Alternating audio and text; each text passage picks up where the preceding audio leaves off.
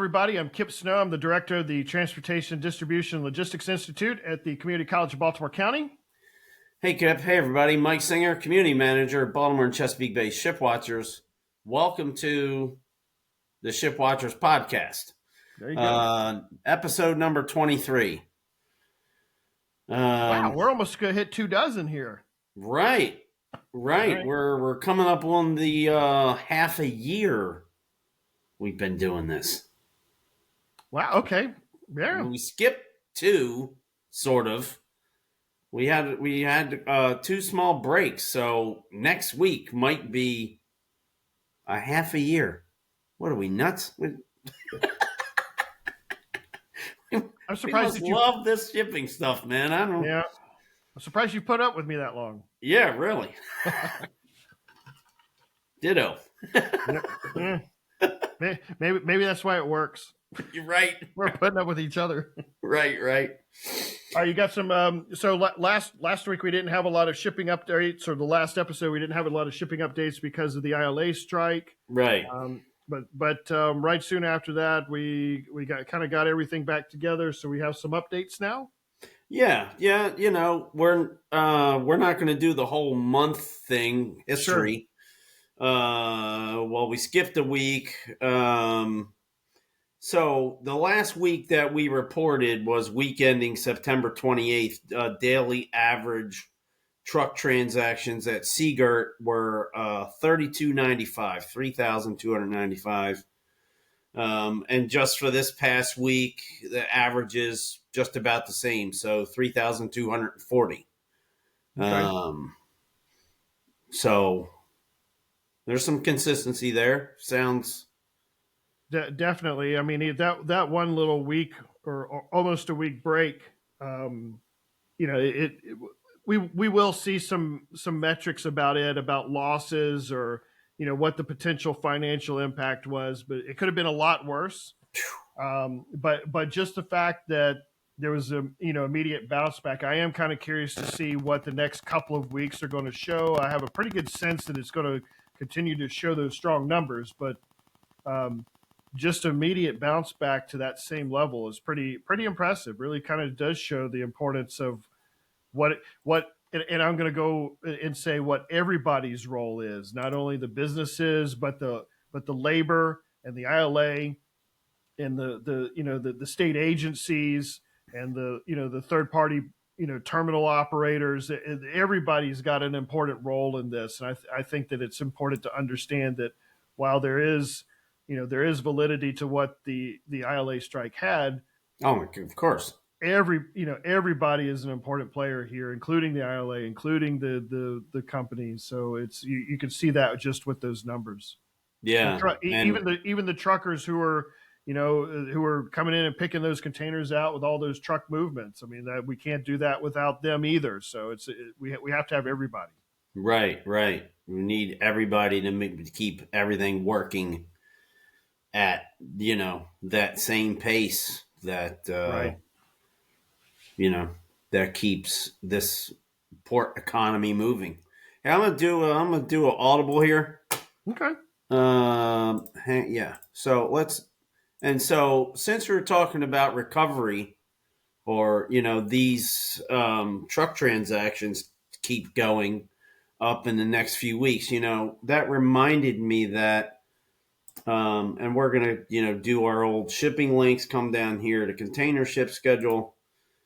And it reminded me that I remember seeing quite a bit of information filled out on here. Oh, yes. And what I mean by that is not just the schedule itself, but let's just take a look. So I think the ship that's in port now is this MSC Pina. So 815 imports. Then the Ever Fortune, who we are going to talk about in a minute, who's sitting off the coast because she can't get in because somebody dropped the ball.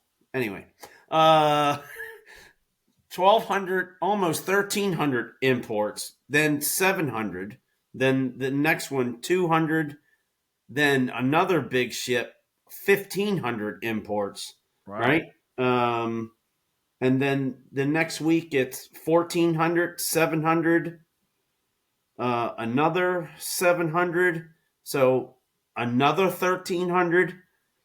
So they don't always have the imports filled out on the schedule, and to be honest with you, I'm not sure why. Mm-hmm. Um, but there seems to be a lot coming down the pike when you're talking about what we would be able to realize in the days and weeks going forward. Absolutely. So as we Now hold on a second. You threw a nugget in there. Is this some breaking news from today? I know that yes, you know, the, breaking news. yeah, breaking news. Yeah, so Yeah. So this is crazy. So one of my sources, and I got to be honest with you, it's one of those things where you're running this social media campaign and you're passionate about it, and you wind up developing trusting relationships with folks, and they'll give you a nugget, a tip, and they'll say, "Don't use my name." Okay, and I never have. So 11 hours ago, now I think this happened last night, but a ship actually lost its anchor. Right. A ship that was leaving the capes, as we'll say, the area between, where the mouth of the bay, mm-hmm. and lost an anchor. uh, like in the water. Yes. How do Like you? in the channel, obviously. I mean, I guess Oh, so like it's underway and it lost its anchor. I that's what I would presume, because the Coast Guard put in a draft restriction of 30 feet. Wow. So we had a ship leave, and let's look at this real time. Why not? All right, so you'll just have to bear with me as I navigate. So here we are. This is marine traffic. So we had a ship leave. So here's Seagirt. Here's where this other ship was, like last night. The Mm-hmm. YM Trust was the name of the ship. And it leaves, and it leaves like they always do. And it comes down here. And what in the world is a container ship doing anchored off the gas docks down here? So, we export. Oh, right down there at Cove Point and Calvert Cliffs. Right. We export liquid natural gas, right? Mm-hmm. So out of this offshore terminal down here. And what the heck is a container ship doing down here, anchored? And that's because way down here in this area, off now, this is the Norfolk anchorage here. Okay. These ships don't come to Baltimore typically. They await their turn in Norfolk. But somewhere in this area, in what's called the York Spit Channel, Okay. a ship dropped an anchor or lost an anchor, and then they weren't sure what. I guess they weren't sure what the attitude of the anchor would be as it's sitting in the water, and they couldn't go out and survey for it until today. Mm. Um, and so they put a draft restriction of 30 feet. So Because the that anchor's big on the. container ship couldn't leave. Is that because the anchor was sitting in the channel at the bottom and was I probably picking up I would 5, imagine, 10? yes. And then this guy out here, let's see, the Ever Fortune, big old container ship, Mm-hmm. which they were supposed to start work yesterday morning or this I think morning. so. Yeah. I think this morning. So they're Yeah. waiting to come in now. And if we had time to dig it up, they sent a survey vessel out, and on marine traffic, you can click on the survey vessel and then tell it to show the past track, Mm-hmm. and you can see it like Going back and forth. going back and forth, trying to find, doing its survey passes, trying to find this anchor. So now they found it, and so now the big restriction is lifted, but the green side, just between two buoys, is now limited to 40 feet. The red side, incoming, Okay. red right return. Remember your rules of the road.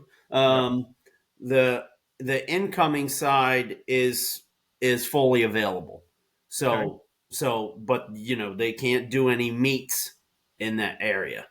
So it'll be one at a time. They got to do a little song and dance in order to get through the channel at that point. So we got some slight delays. Mm-hmm. Now Yes. Wait a second. Okay. Lost an anchor? Yes. Now, I'm thinking, okay, this isn't my grandfather's aluminum boat that we went fishing in as a kid. Who's got the little mushroom anchor. Yeah. It's like, we're not talking this that you just lose it. This thing is a monstrosity. How do we lose an anchor? What do you get when you mix an elephant and a rhino? Elephino. I have no idea. Okay. I'm just saying this thing is.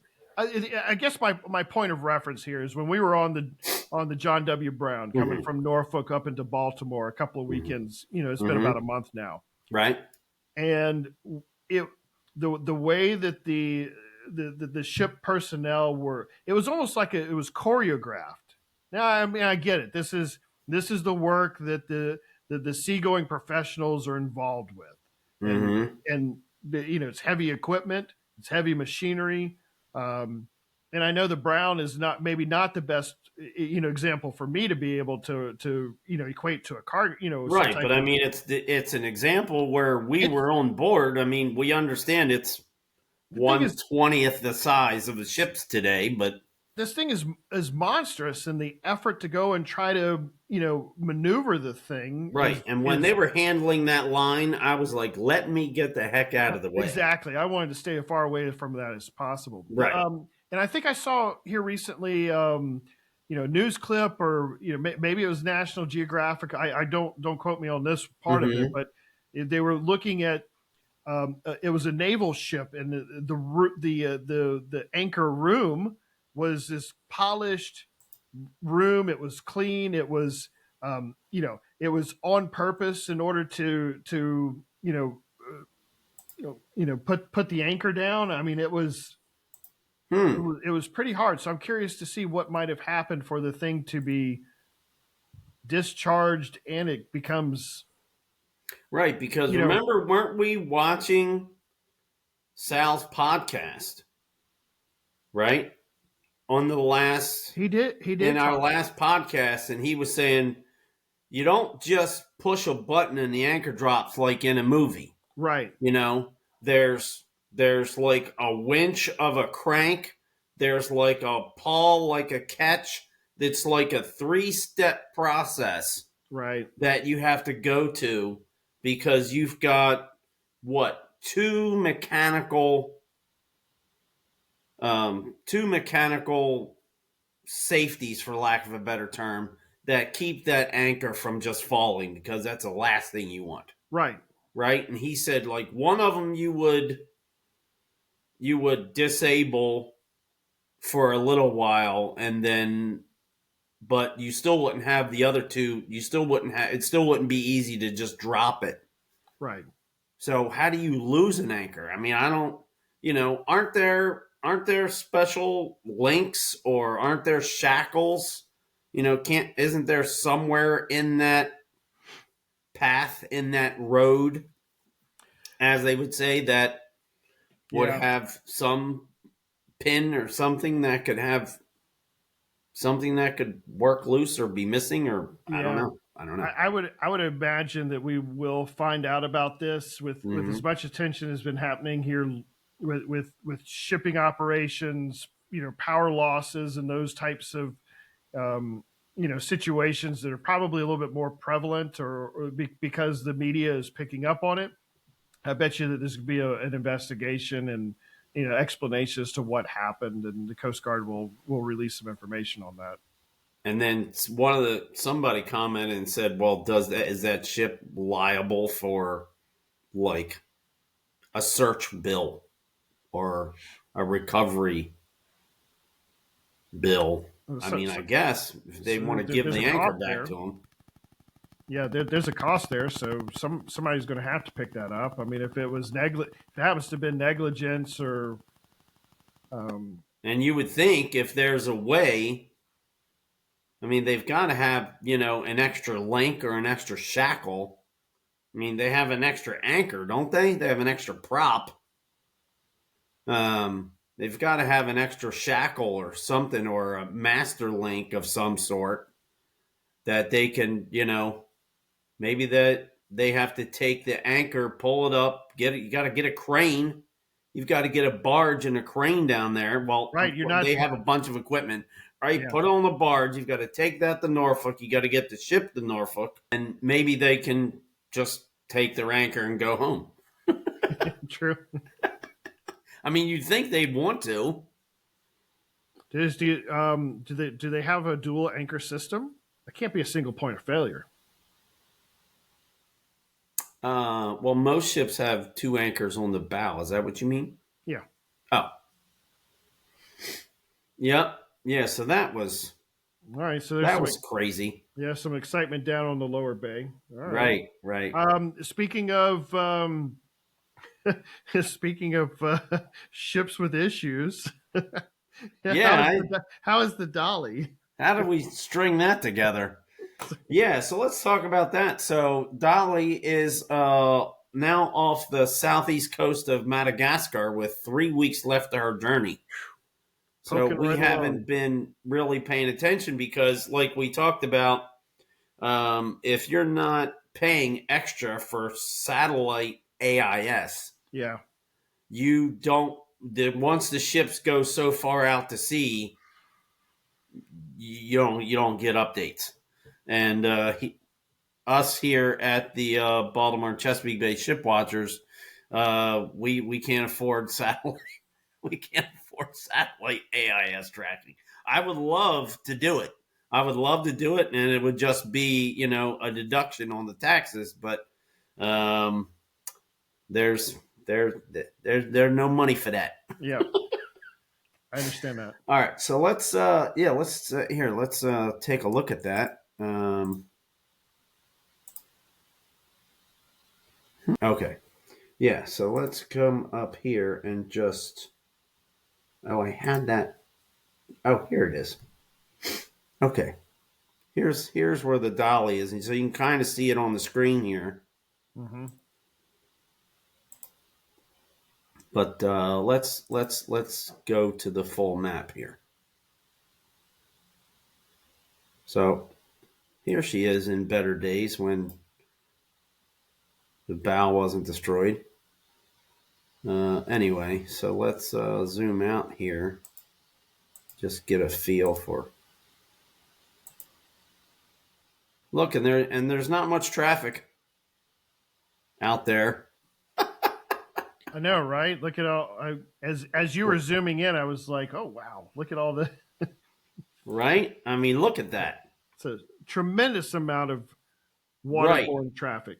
And then when you look at the world patterns, I mean, look at how many ships are just, I'm going to go around the western coast of Africa, and I'll make a straight shot for the Horn, and then I'm going to make a straight shot for Asia. Everybody seems to be doing the same thing, except for these tankers here doing east and westbound. Mm-hmm. Yep, so I think she's headed... Oh, that's right, she's headed to China. Correct. So up here somewhere. So she started way over here. So she made it down the Atlantic, down through past the South Atlantic, has now crossed the Cape right there, and then now is heading up into the Indian Ocean. So that's where we're at this point. Is transienting the Indian Ocean. Yep. Just follow the crew. Just follow the crew at chow time. Just, That's right. must be like I-95 out there. At nighttime. Just Where you could just look out and see a bunch of. I wonder if it's. It looks like a lot of traffic, but I wonder if there's enough space between each ship to where it's not. You don't even. Mm-hmm. Yeah, it doesn't look. I guess it doesn't look that horrible. When you zoom in. So what's the When scale? you zoom in like that, you've got some space. You still are kind of out there by yourself. This little scale here is 10 miles. Okay. So this ship over here is over 10 miles away. So you wouldn't even be able to see that. No, but when you zoom out, it looks like somebody just beat on an ant's nest. I know. It looks like rush hour. Yeah. Crazy. Anyway, that was interesting to kind of see. People are really interested in that ship, even though it's not a positive thing. People are still fascinated by its progress and Sure. and such. So Absolutely. yeah. We've had some a couple of updates with the Key Bridge rebuild process and a little bit of progress, or at least some understanding about the where we're at with all of the contracts. You have some updates on that? Yeah, and so maybe maybe not new news, but just how we think about. Oh, okay, wow, isn't this great? And they're going to expedite this thing, and because they don't want the effects to linger, and we're going to have this thing built by the end of 28. And as we sit here and theoretically wait for something to happen, we're not seeing anything happen. And it's just like, geez, when are they going to get started? And to people who aren't following this, like you and I are, just regular old folks out on social media making comments, why the heck isn't it finished yet? And so it just got me thinking, as we're waiting for something to happen, I thought I would talk to an engineer friend of mine. And so, can we go over this again? I know there's all these different steps and processes and different contracts. And I know I've talked about it before, but can we just kind of go over it again? And so he and I talked like at 7:00 tonight, and just, can you kind of outline it for me? Because I feel like I want to have a better understanding. Okay. So the progressive design build, like we talked about before, that contract was awarded to Kiewit, which is the big overarching contractor who's going to work on design and building of the bridge.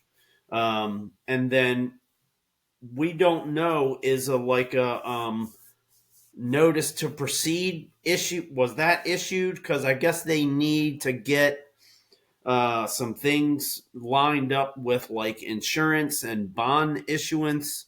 Now, do you know anything about that? I mean, beyond basic. No, not beyond the basic understanding of what they're trying to do. I mean, it's like with anything, if you have a major operation, you're typically going to want to have the insurance policies in place in case something does happen.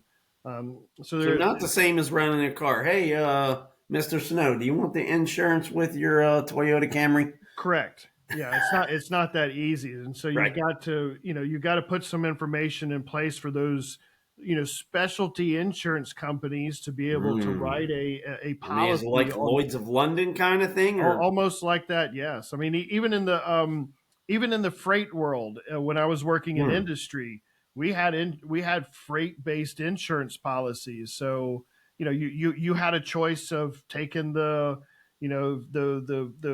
50 cent on the pound insurance policy that the small box carriers offer, or you got to go out and get you a third party, and that's typically cheaper.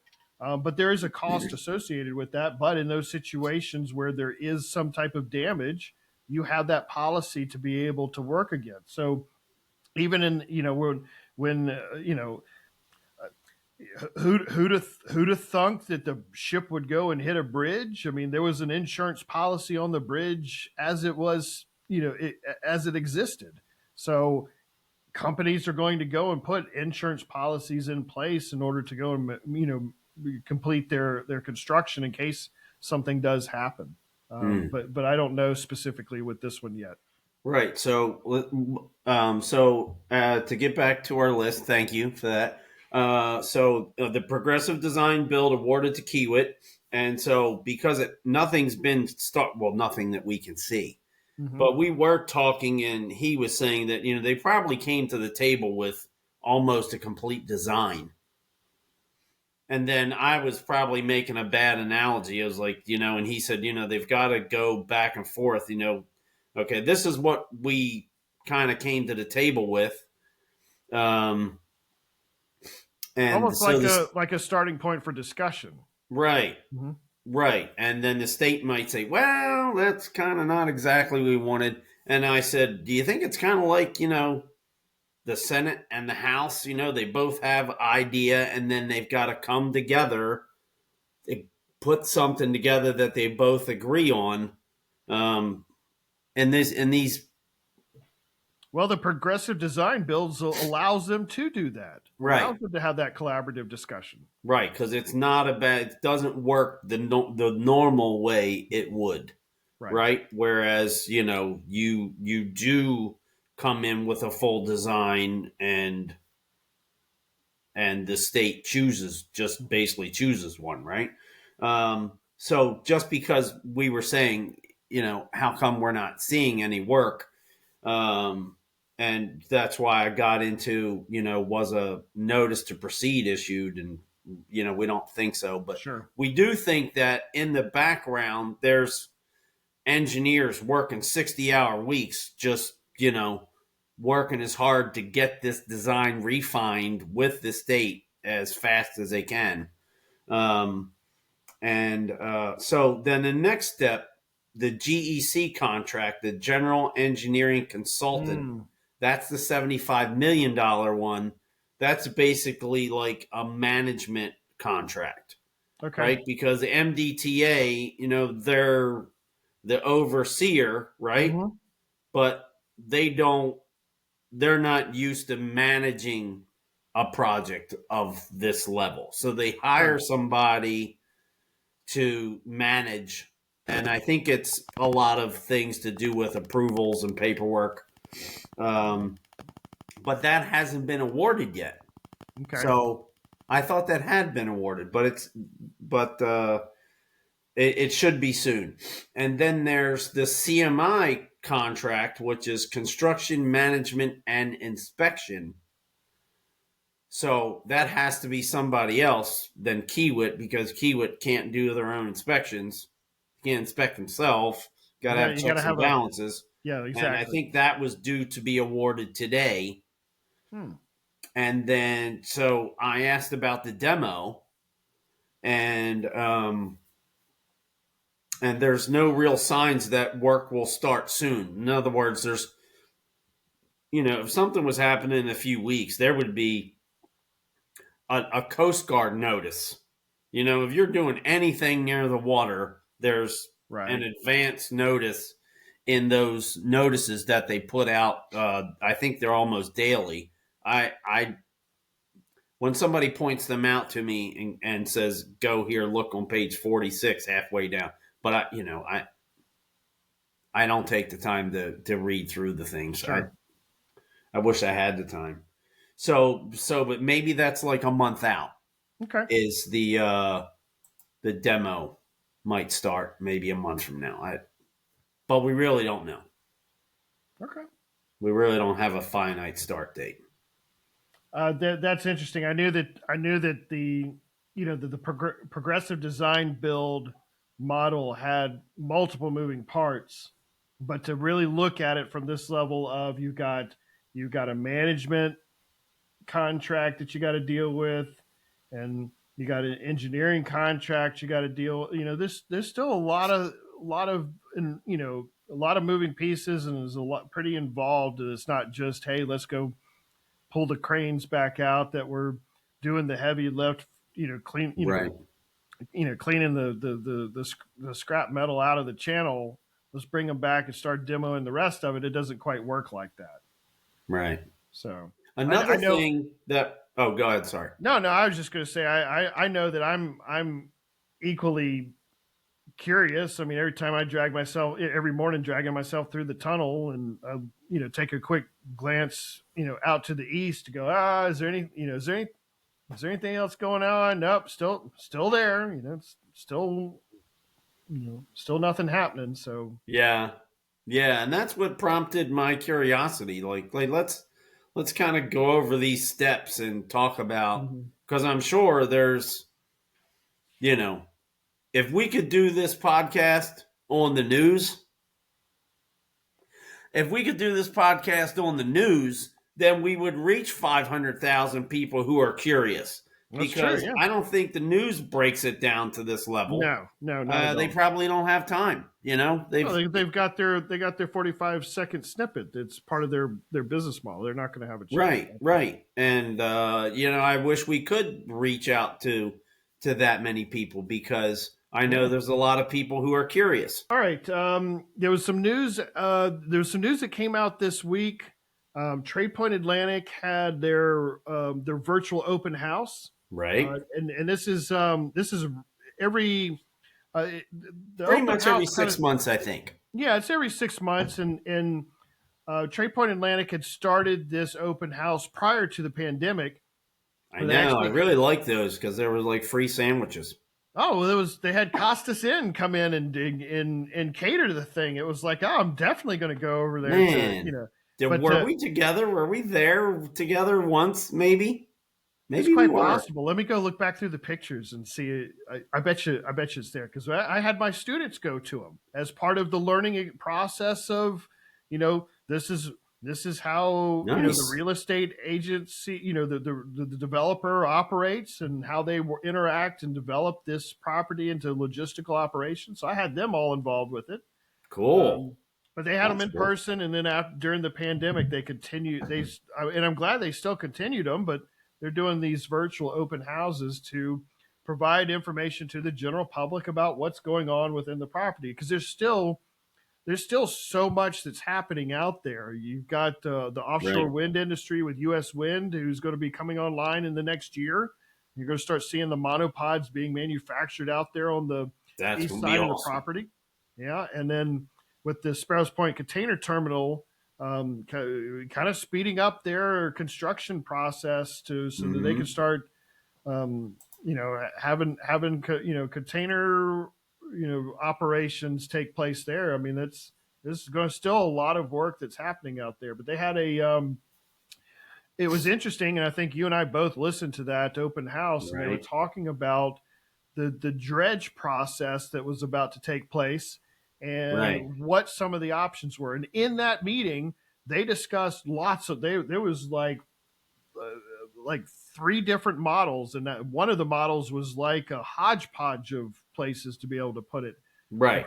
the big focus in that meeting was trying to get community buy-in to open up Hart Miller Island again, to be Right. able to take in some of that dredge material. And so since then, since that night, in fact, the very next day, Trade Point Atlantic came out with a press release that said that they were backing away from the Hart Miller Island solution, and with that, they were actually offering a sizable fund to be able to help Right. offset They were some of the offering $40 million to the community, and that's a significant investment. and I,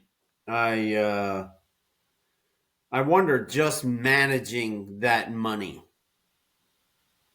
would be a quagmire in itself, Sure. right? Because okay, the community. Well, which community? Are you talking about Miller's Island, which is probably the closest, the people who live the closest there? Mm-hmm. Or are you talking about like Middle River kind of Essex? And then how do you get those community groups to come together? And then Right. they'll probably debate being the nice word, about which community gets how much money. And just sounds like a, a bee's nest Right. of challenges. And then Uh, there was some guy who was in one of the meetings. He's like, "Oh, well, they're offering 40. I'm not taking any less than 80." that's not quite how it works. Yeah, well, The and so I mean, I get all right. So I mean, it's now come out that Trade Point Atlantic has rescinded that offer, and they're no yes, longer going to pursue trying to, put that dredge material at Hart Miller Island. Um, I know that there are some environmental concerns related to this. One of sure, the and I've got some colleagues that I work with that are in the dredging side of the Maryland Port Administration that I'm going to try to seek out, oh, try to get some clarification, just from my own understanding as to why Hart Miller Island closed to begin with back in the the early 2000s. mm-hmm. But that was a dredge containment facility to begin with. It was an Right. island that That was was eroding its away. purpose. They like They, they've done what two or three other times they've put this dike around these two like eroding islands and create this large area for I don't know how many Mhm. tens of millions of cubic feet Sure. it holds, because isn't the number for the total that Sparrows Point, Trade Point Atlantic needs to find a place for? Isn't it like 4 million cubic? Or That's yes, I should have that sounds about right. It's a significant amount. right, Um, but that island was recreated out of dredge material that right. was contaminated, and now some of the closing has to do with how that contamination was mitigated. Hmm. But it's also been turned into a natural habitat for local plants and animals, and so if there's some concern about what that island has now become and what the impact may be by reintroducing potentially contaminated material to an environment that has been improved, I can understand where that concern may be like that. Plus, it is a recreational area for us humans. Sure, sure. I mean, no, So that's even some of the though it's benefit. an island, you can go there Mm-hmm, and camp, mm-hmm. and use the beach. Now, uh, the boating community knows it as a place to go hang out in your boat. And I mean, you go by there on the weekend in summer, and it's Sure. dozens and dozens of boats, and people are there swimming and enjoying themselves. And so, I can understand where there, some of that concern may be. I know mhm. that from, you know, you know, a financial support in. I mean, I think we're not dismissing or not stating that the dredge material may have issues, and I Mhm. think that's one of the reasons why there was funding that was being allocated in support of this to help the local communities in with this particular process. Right. um, I know that some people may interpret that as, hey, they're just trying to pay us off in order to get this done because of the this is business and the money side of things. But Well, there was, an advantageous side of it, sure. right? And to me, what I think that was is, okay, we don't have to we don't have to create a place for this. It's already there. Theoretically, all we have to do is bring the material and put it in. Right. Some of the other options, so there were a couple sites on site at Trade Point Atlantic. Correct. So There's some of that is if I remember correctly, at Trade Point Atlantic, there is part of the dump, the disposal facility that's on the north side of the property, then the offshore for the cleanest stuff, right. Off Norfolk. So, Mm-hmm. they, And so here, let me do a screen share real quick here, and I'll show you the map. I got it up here and ready to go. So this is I don't think I can zoom in. So No, what everybody is seeing right now is a kind of an above shot of the southwestern area of Trade Point Atlantic's property. mm-hmm. This is Coke Point. You see the channel that we talked about on the last podcast. It's going to be dug out. Right. You can see just to the left of the pier, where the container yard is going to be, Right. and then beyond that, to the left, right on the water, is a proposed dike and Right. fill This area. edge in yellow here. So we're talking about creating a dike and like reclaiming part of Bear Creek. Yes. And filling it in, which, as somebody who's a boater and lives right across the way, I mean, I can see the ships from my house. Mm-hmm. I can see the rows when they're sitting here docked unloading cars. I can see that from my back door. And one of our favorite places to go by boat to a restaurant is we go right past here. So I'm all about the port. I'm all about the port doing better and expansion. But if I had my druthers, I would prefer to not see this, but I understand it's an option. But I wanted people to see, because if you try to tell them, hey, we're going to build a dike and out in the water and fill it in, it really does help to be able to kind of have a visual and be actually able to see it. Okay. Yeah, so that was really interesting. So they're in this virtual open house. You and I are attending this online session, and they're talking about everything that's going on at Trade Point. They did an awful lot of time about the container terminal. Sure did. A lot about the dredging, a lot about the dredging options. They talked about the Hart Miller option and the $40 million offer to the community.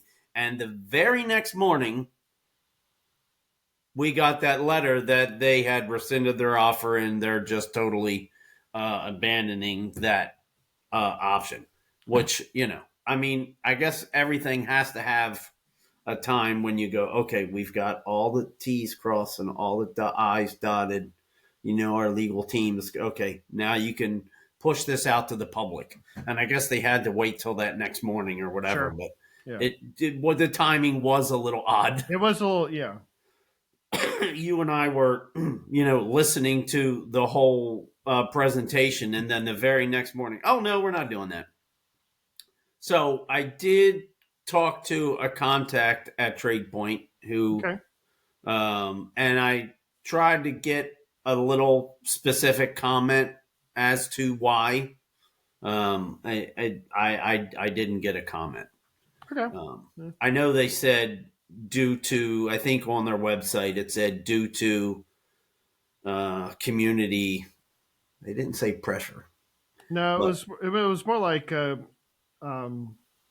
what was the term? Concern, or maybe something. They weren't getting a much. I think they expected a much more positive um, Mm. feedback or positive outcome, and they just weren't getting it, and so they just, that's fine. Yeah. If this is If what the this is going community to wants, be then we've a we've fight and it's going to yeah.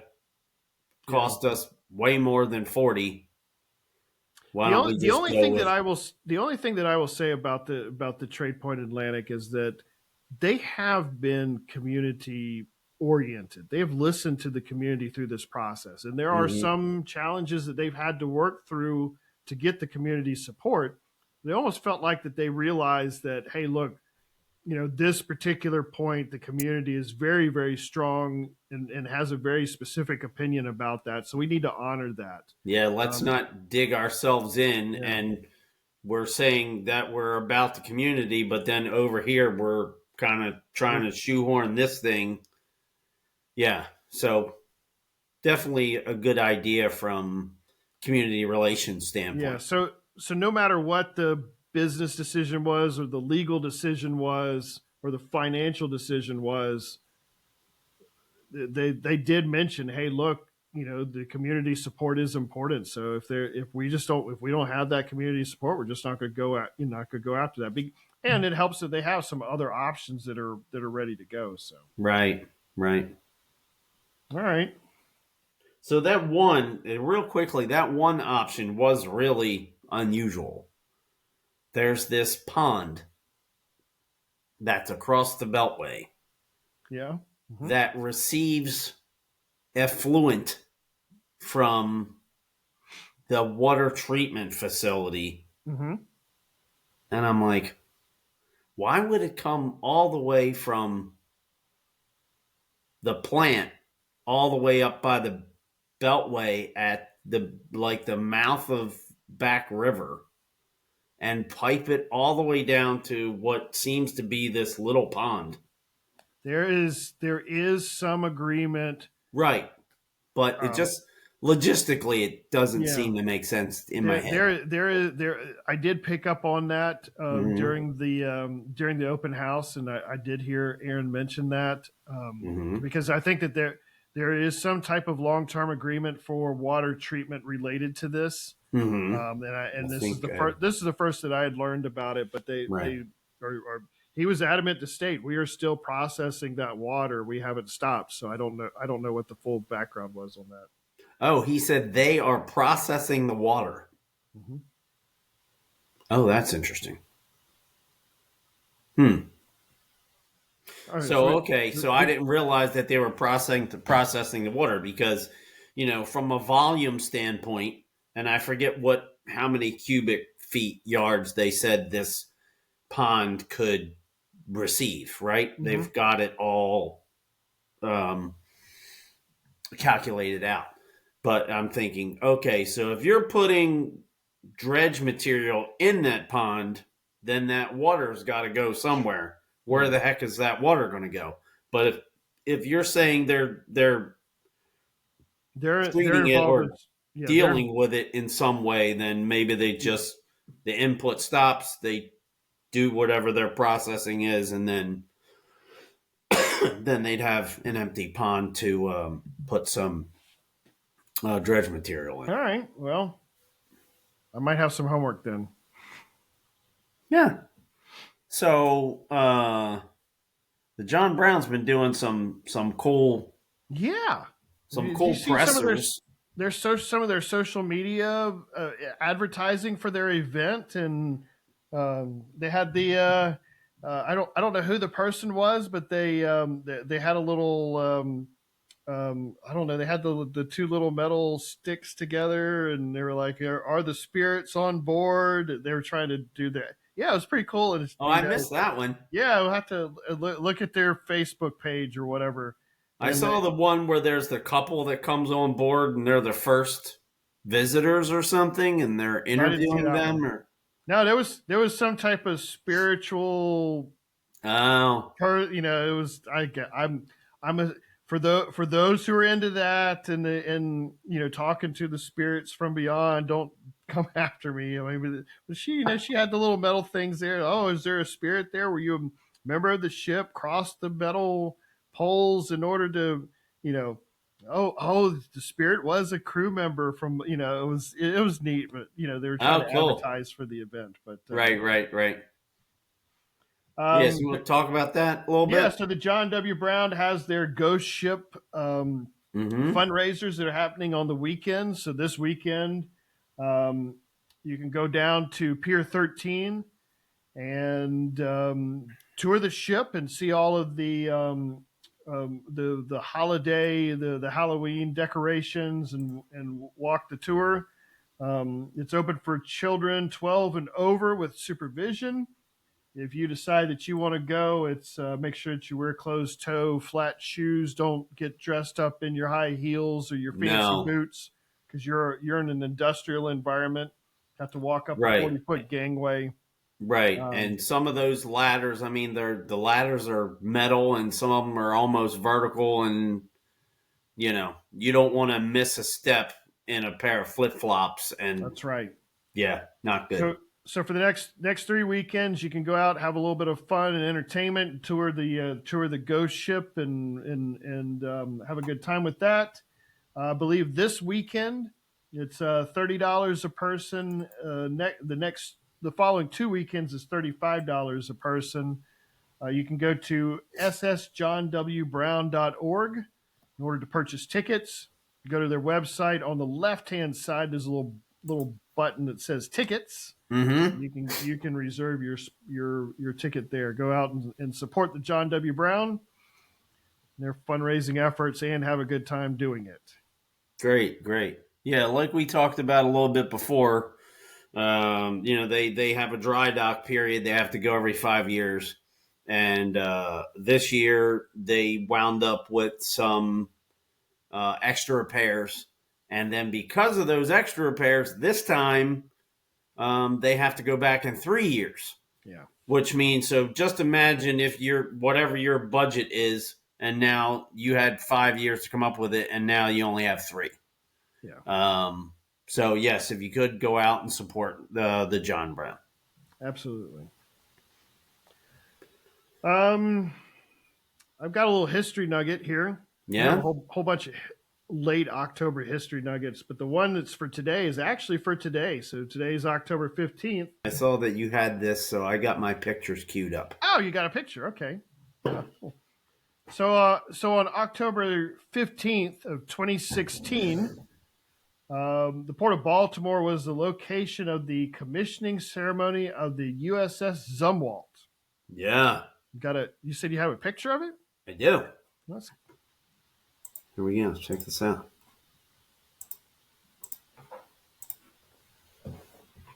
There it is. This is the very interesting looking, stealthy looking ship. Right. Oh, is this pictures from the actual commission? Yes. Oh, excellent. So this is back in 2016. Mm-hmm. What did I say? Hmm?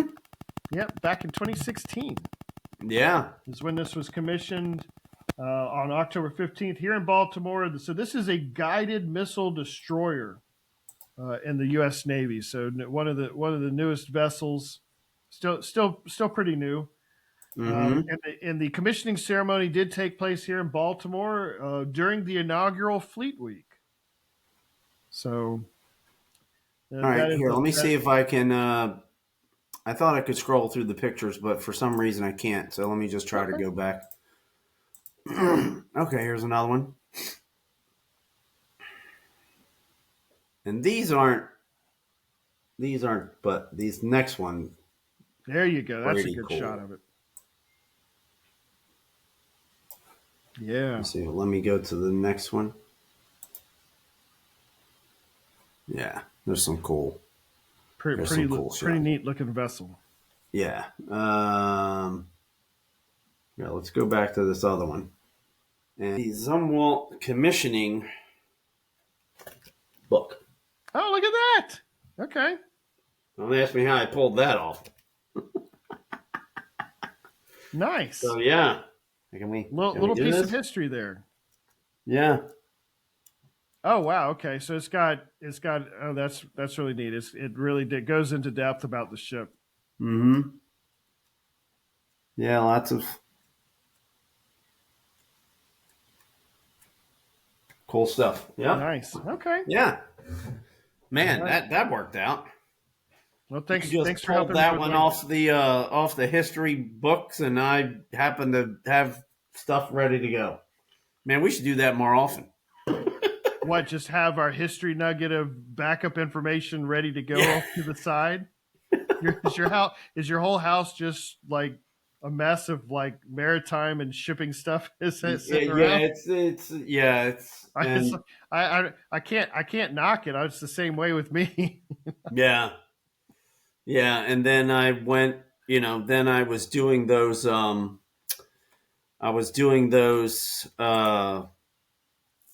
history tours. Remember on the Oh, that's right. Woodwind sailing boat out of Annapolis, and I was Yeah. doing those Woodwind Monday history tours. Hmm. And there's a bunch of history to talk about, but I'm more of a present day guy. So, but once we got out there and people knew who I was and what I represented, and then you get out to the anchorage there, and then the conversation started about present day, and then that's when I kind of took off. But Sure. then, but so I'm talking, and so we talked about this before, and so I said, oh, do you have any books you would recommend? Look at this thing. Look how big this Oh, Annapolis wow. City on the Severn. He's like, this is from Dave Gendell, Okay. who is a local author. He's written about the Thomas Point Shoal Lighthouse, Oh, yeah, yeah. right? So he's written a couple books, and he's like, you have to get this. Hmm. Um, Okay.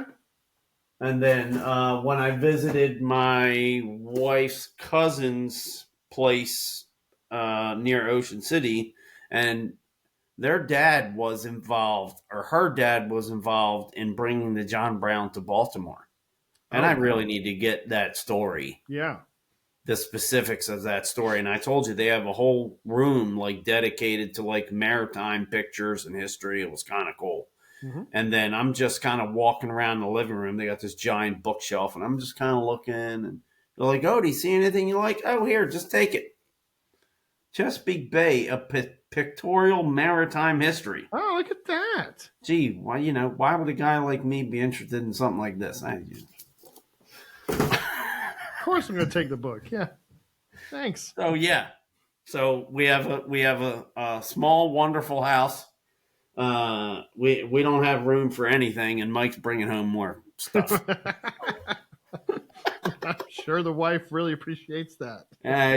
She's She puts up so with it. great, dude. She's so great, so Yep. easygoing. Totally understand that. All right. I think that's all I got for tonight. That's all you got. Yep. What a slacker. Yep.